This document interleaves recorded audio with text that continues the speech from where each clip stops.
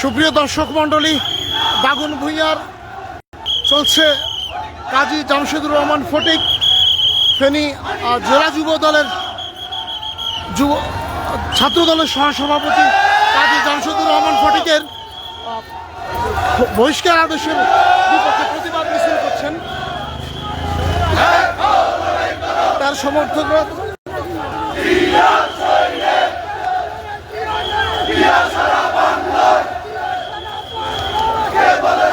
ফেনী জেলা ছাত্র দলের সহসভাপতি কাজী জামশেদুর রহমান ফটিক তাকে বহিষ্কারের অন্যায়ভাবে বহিষ্কার হয়েছে এবং দাবি করে বহিষ্কারের প্রতিবাদে তার কর্মী সমর্থকরা মশাল মিছিল করছে।